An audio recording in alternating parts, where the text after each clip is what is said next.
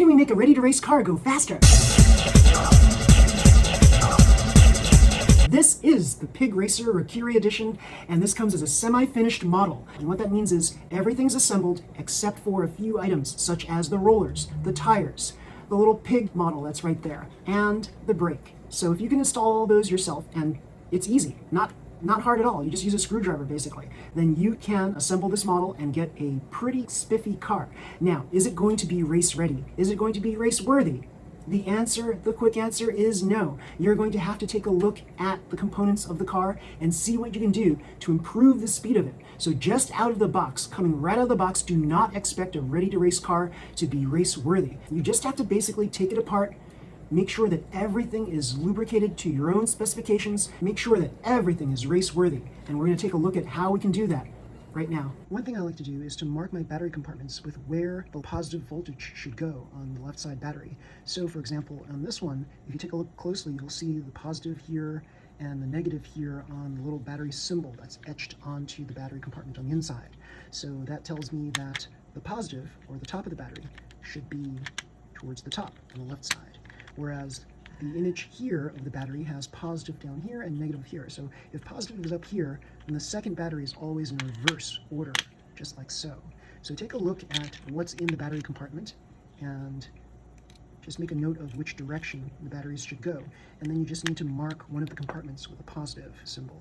With all of these ready-to-race cars, you want to make sure that your wheels are aligned properly. So you want to make sure that the shafts that connect the wheels are straight. So one easy way of doing this is to use a wheel shaft checker. And this is a 1.99 wheel shaft checker. So it's pretty accurate. A lot of people might say that this is not as accurate as it could be, but it's better than having nothing. So here we go. I'm going to remove the wheels just like so on one side. And you take this, wipe off any sort of grease or oil that's on it. You can use paper towel if you'd like. So you just insert it just like so, and you turn it, and you see that the wheel shaft is not straight. So now let's take a look at the other one, see if that's straight. Something's got to be straight, right? So here we go. Wipe off the oil, the grease, put it in. This one's a little better. It does spin nice. It's not great. It's a little bit off there. It should spin very freely, and this doesn't spin for many revolutions. So these could be straighter. So what can we do to replace these? We can replace the shafts and we get better wheel alignment. Take a look at the difference between something like this from the ready-to-run car versus something like this. This is nice. It's a nice revolution. So take a look at that. That's how it should be. So what we're going to do is change the shaft that's on here to the shaft that's on here. The other one is just as nice.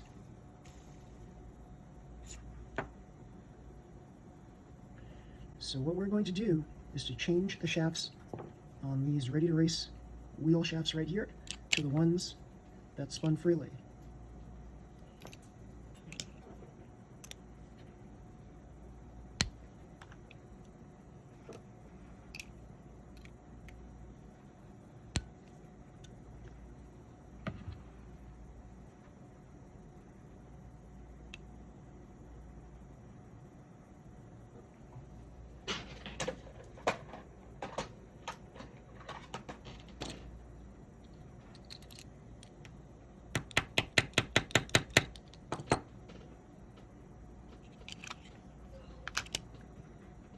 Now,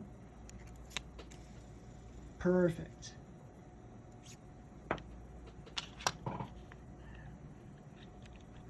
We just weave them through. Now, don't push them in all the way. I'm going to show you the method to get the wheel alignment perfect. So just pop them on just a little bit, just like that, just to keep it in place. Now I'm going to remove the other straight shaft here. Now, I am a stickler for getting a completely straight shaft, so I will run these shafts through the wheel shaft checker multiple times to make sure that my shaft runs through. So you don't just drop the shaft in from the top down. You have to angle it and allow it to kind of slide through on its own. And if you have like a very, I guess this is the steep angle and this is a very low angle. If you have it at a low angle and the shaft still goes through smoothly, then you've got a good shaft. Again, some people are going to beg to differ on all of this, but I'm pretty sure I know what I'm doing here. There we go.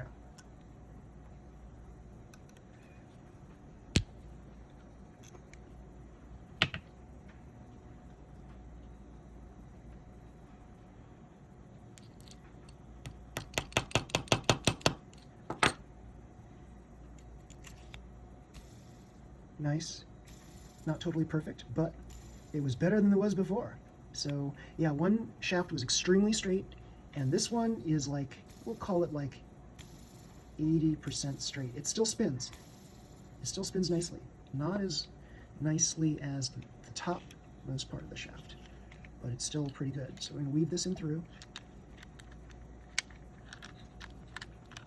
And there we go. Now the difference between a shaft that I just showed you and a completely straight shaft, the difference is very negligible. If you're comparing a wobbly shaft to a straight shaft, then you can definitely notice the difference in terms of speed, in terms of how quickly your car will race to the finish line, things like that. But if you have something that's 80% or greater straight, you've got a pretty good shot at doing very well in your races. So the straighter the better, of course. So you can get towards that 100%. That's even better.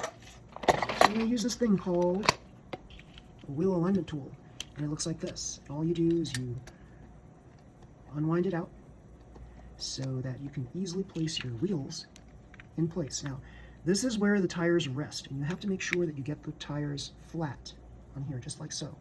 And I want you to notice here, I'm going to slide this over to the left as much as I can. And then I'm going to keep this right here, and I'm going to bring this here like so, and I'm going to wind this up.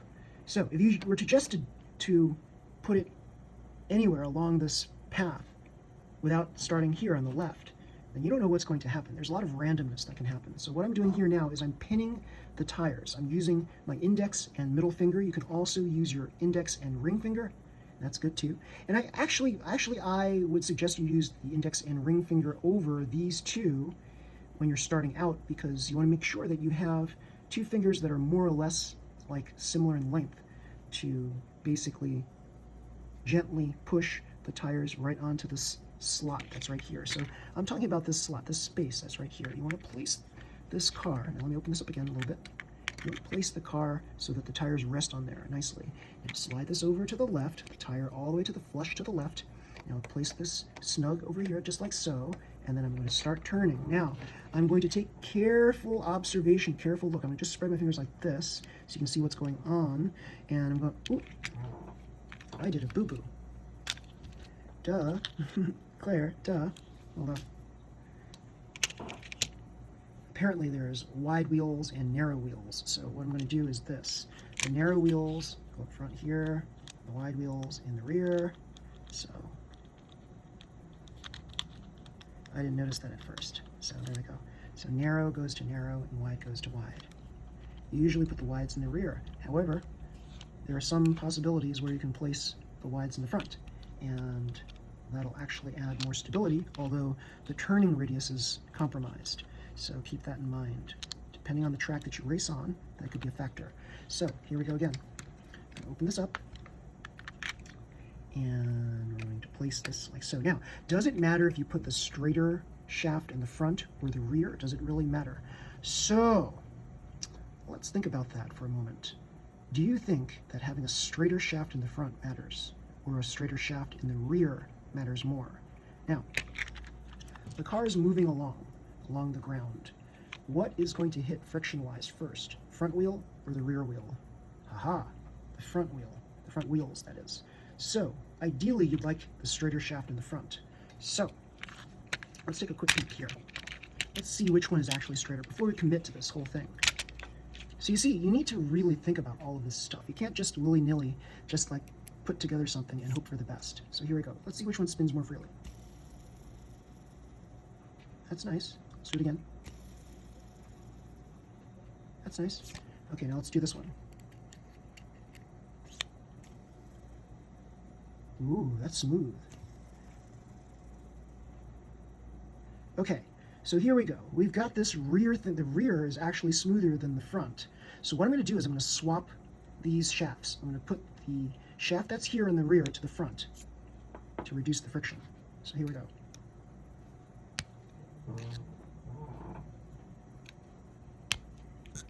Let's try this all again. So every little thing counts.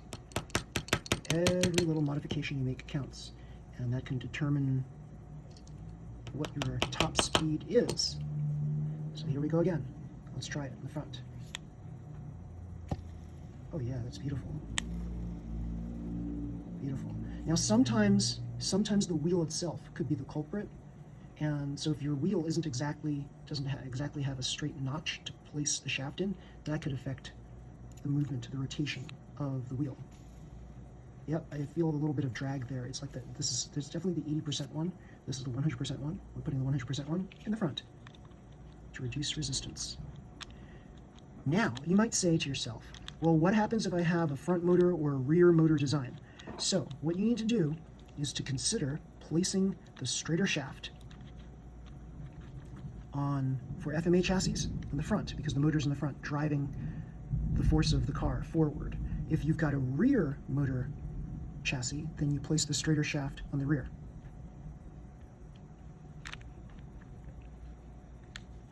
Basically, what you're trying to do is you're trying to reduce the possibility of parasitic drag.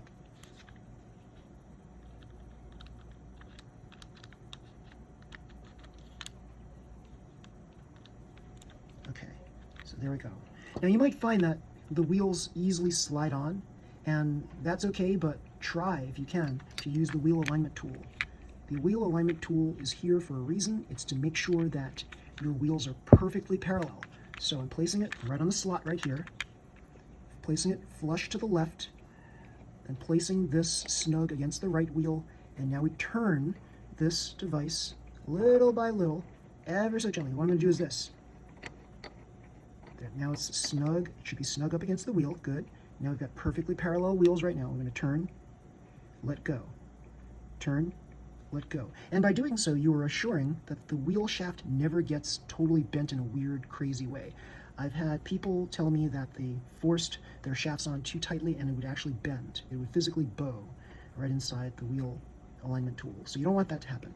You want to slide this back and forth and make sure there's still space when you're turning. So turn, let go a little bit, turn, let go a little bit, and test. Turn, let go a little bit, turn until there's resistance, let go a little bit, and test. Now there's a little bit of space here, and I would suggest that if you meet a point of resistance, be very gentle and kind to the shaft, because you're probably at the point where it's at its deepest. The shaft is at its deepest inside the wheel notch. So now we take it out and we see that, yeah, there's a little bit of give right there. And that's about, like you could actually tune this a little bit by boring the hole a little bit deeper and getting the notch to be a little smaller. So the notch here, I'm talking about the space between the chassis itself and the wheel. So there's a little bit of space there, and that space right there is necessary. You need a little bit of space, because if you didn't have space there, then you're going to have a lot of friction going on, and the friction is going to prevent your wheel from turning, revolving as easily as it should. So what you want to do is you want to try to oil that notch right there between the body and the wheel. A little drop of oil right there. You just push this wheel up, place the drop right there between the body and the wheel, and then you, on the other side, you push this down, and you've got the notch right there now.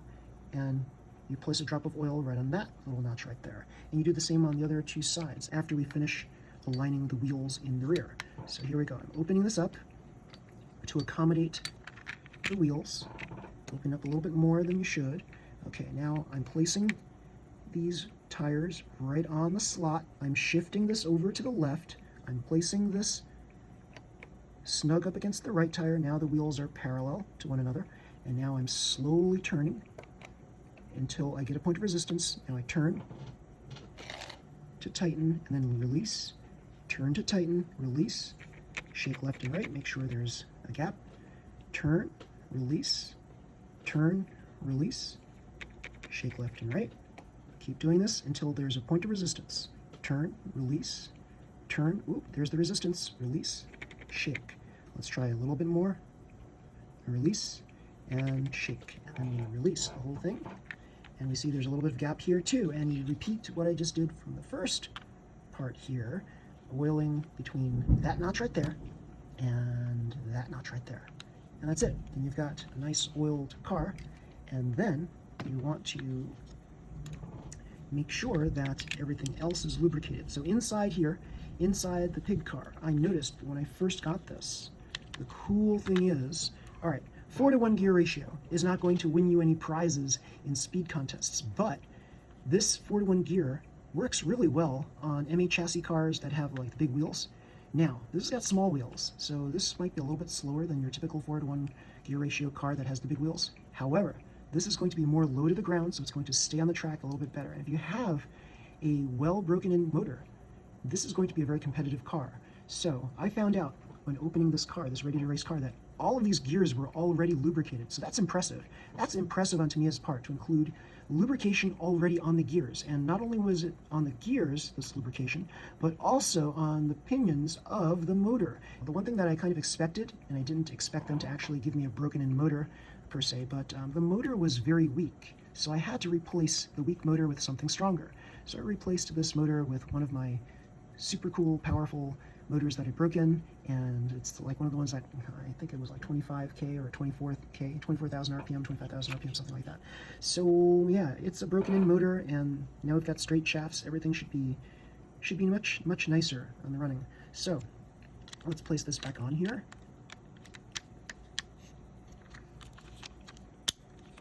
Good. And we're going to place 1.48, 1.49 volt batteries in here.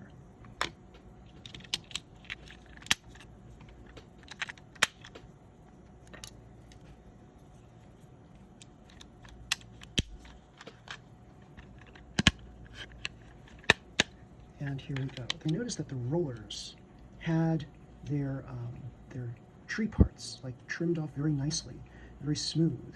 So they did a better job than what most people could do to try to get this part smooth. So I don't know if they buffed it or anything like that, but it was really nice.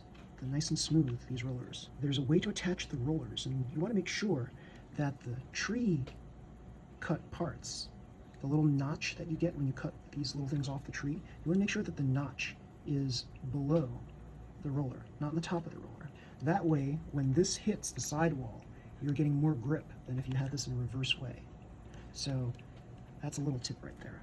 Okay, so now we're going to compare this against the 3.5 to 1 gear ratio Tiger Astral Stir. This is the special edition of the Astral Stir car. And typically it comes with a Tiger sticker, but I use that for other purposes. There's also like a bunch of stickers that make this have white trim, but I decided not to do that. I like the black trim a lot better. So let's compare the speed of these two. We'll see how they do. Every ready-to-race car comes with a set of decals, and these decals are die cut, so you can place them on your car and personalize your vehicle the way you want it to look.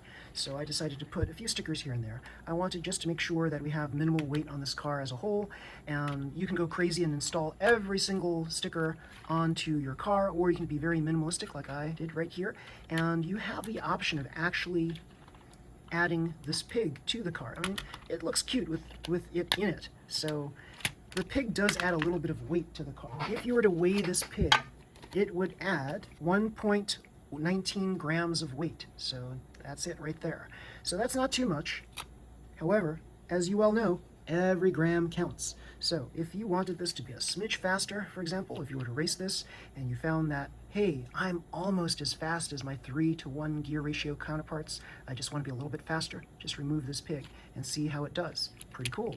So if you're racing on a straight track with little to no bumps, inclines, slopes, banks, things like that, you can remove the battery clip, remove the pig, even remove the rear bottom brake right there, and that'll reduce the weight of your car a little bit, and you'll be a little bit more race-worthy. Now, the stickers that you add onto a car, you can add as many stickers as you want. There is a minimum number of stickers that you need to put on your car, and I believe that number is 2, so you need to put at least 2 stickers on, and you can attach anything that's from the sticker sheet onto here. So the racing event organizers will usually be very lenient on what a sticker actually is. A sticker could actually be considered by some to be something that was purposefully supposed to be on the car, what is shown on the box perhaps, but other racing event organizers may even allow you to cut out certain parts of things like this, for example, for minimalism. For example, if you wanted to add the smallest sticker onto your car so that you add the least amount of weight onto your car, if you're very much a stickler for like weight, for example, like I am.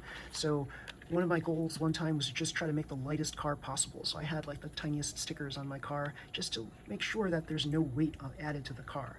Make sure that when you're pressing gently onto the body right here, that the body never touches the tires. So if the body does touch the tires, then you'll create a lot of friction right here. Not you, but basically the car itself will create a lot of friction, especially after a jump and it lands, and suddenly the body's like squashed up on the tire. Then it takes a little bit of time to rev the car back up to its usual speed. This is like a brake, basically. Once it lands on the ground and this body touches the tire, that's like a brake. So you don't want that. You want to try to minimize that from happening. So you might want to apply a little bit of sponge right underneath the body, right there. Just a smidge of sponge. So you're not using the sponge as a brake. You're just using it as a sponge to prevent the stupid body from ever touching the tire. So that should be a legal thing in some racing events, to try to prevent that from happening. But your mileage may vary. You might have to ask your racing event organizer if that's allowable in the race. And if he or she were a reasonable person, he or she would say, yes, that's allowed. So also take a look at this. There's a little cutout right here. And on some models, you have this little spacer right here. And if you weigh this little thing, it's about 0.5 gram. So if you remove this, you will reduce this car by 0.5 gram. Some people say that the clear bodies weigh a little bit less than the solid color bodies. There's a little bit of truth to that. You can always start off your practice runs by removing all of the excess parts, racing it on the track, seeing how fast it goes, and then you can add on parts a little at a time until you get the desired effect for your car. So that requires you to practice your car on the track multiple times. Make sure that you practice not just one car on the track by itself, but also try to race against yourself with other cars. Get different cars to race against. So don't just race this against like the same type of car. Race it against like mock frames. Race it against Super 2 cars. See how it fares against them. So what you want to try to do is you want to try to simulate the same kinds of racing conditions that you would encounter when you are at a racing event. So as you well know, if you were to just race this against one type of car, a single type of car, you're basically just kind of like biasing your own results. So you want to try to practice racing against other types of cars, so you get a feel for how your car would compete against the other types of cars. You want to make sure that your rollers are well lubricated. So what I like to do is, before I attach the screw onto the body itself, I apply a small drop of oil into the hole where this roller screw is going to be attached to. Just the tiniest amount of oil. And then I start the screw in with the roller in place, with the spacer in place, and I gently turn. Now, there's a technique to attaching a screw that is somewhat complicated, and what I can do is just describe it like this. Make sure that your screwdriver shaft is in a vertical position. So let me see if I have a vertical position. I mean, this is like, it sounds obvious, right? But it's really not, because here we have people that will start turning, fidgeting their screwdrivers left, right, up, down, and they're not going to get their screw in totally perpendicular to the chassis. You want to make sure that you do this as perfectly perpendicular as possible, and you want to make sure that you turn a little bit, maybe 2-3 turns, and then turn in the opposite direction, so that you ensure that the thread that you're creating when you're attaching the screw in is going to be straight up and down and not cause any sort of stripping. So you want to make sure that you gently insert the screw into the screw hole. Now, you're not allowed to change the tires on your box stock. So whatever tires your car came with, those are the ones you're supposed to use on your car. You might not like the color of the wheels, but you're not allowed to change them. In box stock rules, you're supposed to keep the same wheel that came with the car. So don't change the wheels. Don't change the tires. Don't even change the color of the rollers unless absolutely necessary. Like, for example, this thing cracks off or something like that and it's irreparably damaged, then the racing event organizer will have complete say over whether you can change the color of the rollers or not to some other roller that is found in another box stock. Now, only the strictest of racing event organizers are going to say no, but your mileage may vary. You might have a lenient racing event coordinator. You might have someone who's a stickler to the rules, so always ask your racing event organizer. You want to make sure that there's no unnecessary bits of plastic that are around the edges of the vehicle. You might be surprised, even though these parts might come out of precision molds and machines, there might still be little defects here and there, and if you have something that sticks out not to your liking, you might want to file it down a little bit, but you can't file it down in such a way that it alters the performance of the vehicle. So, for example, if you, let's say, cut off these wings right here to lessen the weight of the car, that's not allowed. That's not box stock anymore. You want to try to keep this true to what the box stock rules are. And the box stock rules basically say you are not allowed to modify the vehicle, the performance of the vehicle. So you have to be very careful with what you do and try to make sure that you follow the rules of your racing event. You want to weigh your car as well. Try to see what the general weight of the car is. So let's try this. We're going to reset our scale and we're going to try to weigh this car to see what this Pig Racer weighs with the batteries in it. So it says here 146.68. That's about 147 grams. And we're going to subtract 48 of it. 147 minus 48, it's 99. So it's about 99 grams without the batteries. So that's a pretty heavy car, a pretty heavy box stock car. Compare that to this Tiger. This is 144.87, about 145. So this is 2 grams lighter than this clear car here. And typically clear cars are known for being lighter, but because of the chassis itself, the chassis is wider, flatter. Some might say it's a more aerodynamic car. Some may beg to differ. But yeah, just the shape of the cowl itself and the spread on the rear side. This is probably where the 2 grams is right here compared to this Astralstar car. So that's a little heavier in the back here. What does that mean exactly? It means that the performance of this car is going to be different than the performance of the Astralstar.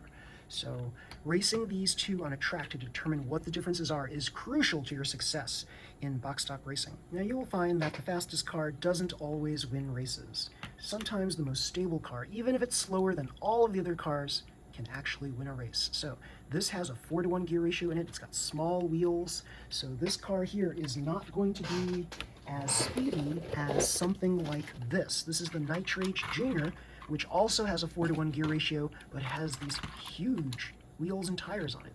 So technically this car, the Nitrage, is much faster than this car here. However, because of the big wheels, it has trouble staying on certain tracks. It's going to course out, especially on things like jumps, slopes, things like that. So while this car may be faster, at some point it might course out. And this is where something slower, like the tortoise and the hare, the tortoise sometimes wins the race. It might not be as fast as the fast car, but it'll be stable, low to the ground, solid, and it'll win the race just because it can stay on the track. Some people look at the colors of the rollers and they say that certain plastics, certain colors of plastics fare better as things like rollers or the body than other colors. So some people say that black chassis are the best, and you should look for chassis that are black or near black over chassis that are clear or translucent or lighter in color. Some cars have palm parts, others do not. There are cars that use ABS plastic for their roller parts, for other parts that should be palm. Keep that in mind, because those cars are already starting off with a deficit. So make sure that your car uses palm parts where they're supposed to be used. A newer car is going to typically be faster than an older car, and there are many reasons for that. Wear and tear of the rollers, of the chassis, of the cowl, of the tires. The motor itself might be wearing down over time, so as the motor wears down, the car is going to be slower. There are exceptions. Some motors, right before their timely death at the very end, they get a little bit faster, and then they finally fizzle out and die. That usually happens with sprint dash motors, so bear that in mind.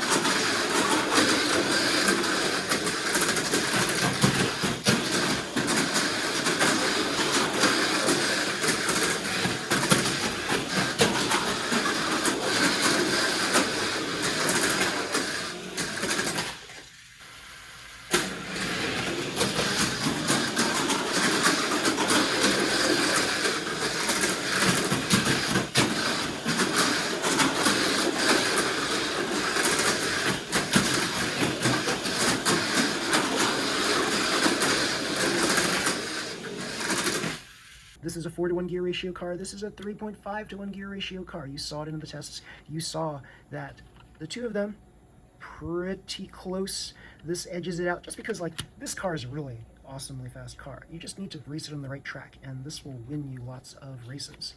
This car here, technically, theoretically, it should be faster than this, but it just doesn't want to stay on the track most of the time. So you have to race this one on a specific track. If you raced it on a flat track, this will probably win every time because of the big wheels, because of the 4-to-1 gear ratio. It's a pretty fast car, pretty spiffy car. So looking at the wheel design here, you're looking at wheels that are as large as the DCR-01, and the DCR-01 is a very fast car. It's very light. It'll probably beat this one too, because this one would be heavier than the DCR-01. However, don't discount the animal racers. I always say to everybody, do not discount the animal racers, because if you let your guard down, an animal racer might beat you. Yes, don't be fooled. This cute little pig can beat you. So besides racing the Astral Stir, we also raced against this, the TSO50, the Toyota TSO50. This was my son's car. Pretty fast car when it was first built, but over time things started wearing down. The motor's probably a little weak now. The rollers are probably not as well lubricated as they could be. The wear and tear in a car, that slows a car down, and so you have to make sure that you always maintain these cars every time you race. So yes, everybody, with a little bit of ingenuity, you can turn a ready-to-race box stock vehicle into a race-worthy car. So yes, if you like this video, please slam the like button, subscribe to my channel. You'll see more videos just like this one. Until next time, everybody, see you. Bye.